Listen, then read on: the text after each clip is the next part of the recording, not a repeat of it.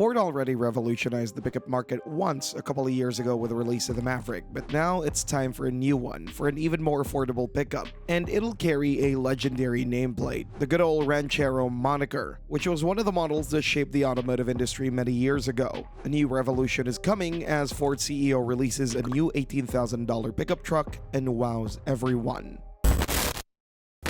Ranchero is back. In today's world, when automakers are pushing boundaries in terms of advanced technology and design solutions, this story is a bit different. In this case, the company's idea is to push boundaries in a little bit of a different way by offering a new, more affordable pickup truck on the market. And for that occasion, it'll use a legendary nameplate to push the sales and help the truck grow faster. That name is Ranchero. Older generations remember it very well because it was one of the most legendary coupe utes back in the day, along with the El Camino. It was a muscle car trapped in the pickup's body. It was fast and fun to drive, but practical and capable at the same time, providing some of the most unique driving experiences back in the day. Even today, the Ranchero enjoys a cult following by many, so there's really no better name to use in a situation like this. There's no better way to popularize a new model than to use a name that so many can identify with, even if the new model is about to be nothing like the predecessor. The old Ranchero was large, fast, and capable, but this new one will mostly play on efficiency and affordability. Excitement or disappointment. The thing with comebacks like this is that they cause mixed emotions. On one side, it's always great to see the legendary nameplate back, and on the other, many end up disappointed with the fact that new models don't have much in common with the old ones. For example, the modern-day Chevy Blazer is a crossover rather than a genuine off-roader, while Ford's European department just brought back one of the Blue Oval's all-time greats on the old continent, the good old Capri, which now comes as an EV rather than a sporty coupe that used to take a lot of inspiration from the Mustang. The Ranchero will apparently use the same recipe. Still, this doesn't necessarily mean a bad thing. The new model will be compact, maneuverable, efficient, and affordable, and that's what modern buyers are looking for, not some Puritan nostalgia attack. Because the new Ranchero has the potential to gather and impress a range of buyers, from private owners that would use it as a family hauler to business owners, farmers, and contractors, who all see this truck as a cheap transportation solution that would save tons of money for them. Size, platform, exterior design.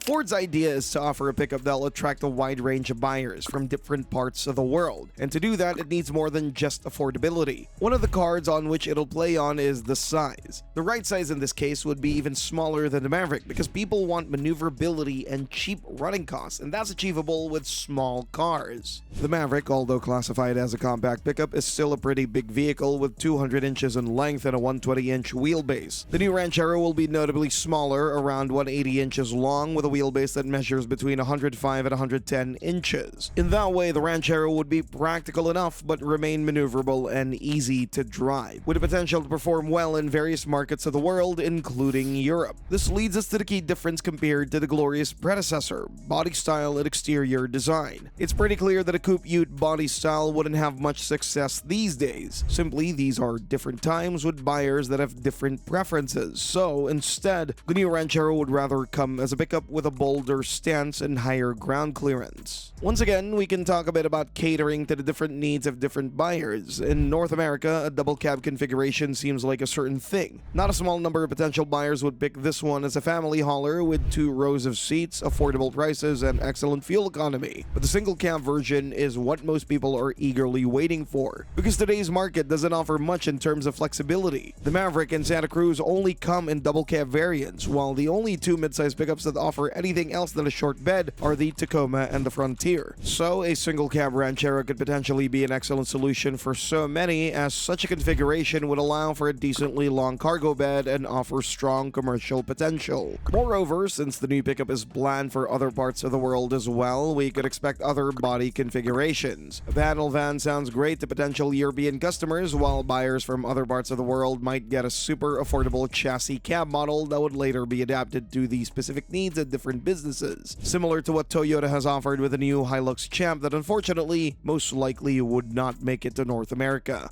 Platform suspension. Back in the day, the Ranchero was essentially a muscle car with a cargo bed in the back, so it's no surprise that a large portion of parts was shared with the Mustang. With the new Ranchero, this definitely won't be the case because it'll be based on a completely different platform. Ford officials haven't said much on this matter so far, but it's pretty clear that there are only two options. One of them is to see Ford basing the new pickup on the same C2 platform as the Maverick. In that case, the Ranchero would share a lot of parts with the popular compact, including engines, but still, we're not sure if the price could be all that affordable with such a platform in use. Instead, we're pretty sure that Ford engineers might choose the B platform that underpins subcompacts like the Fiesta, Puma, and the discontinued EcoSport. With such architecture, the Ranchero has the potential to remain very affordable, especially if the Blue Oval decides to use additional cost-cutting methods, such as the use of simple suspension, where the rear of the truck could use a solid axle rather than a torsion beam found in models like the Puma. After all, it's not just about the cost. Such a suspension setup would increase payload capacity and make the Ranchero more capable. Engines.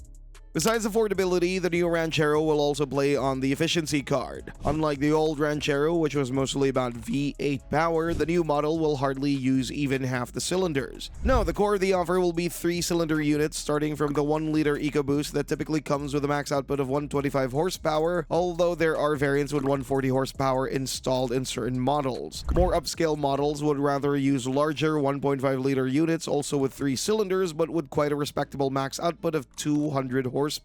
Since the pickup will be sold in various parts of the world, a diesel version is also expected, probably with a 1.5-liter unit with 120 horsepower and 221 pound-feet of torque. All-electric Ranchero.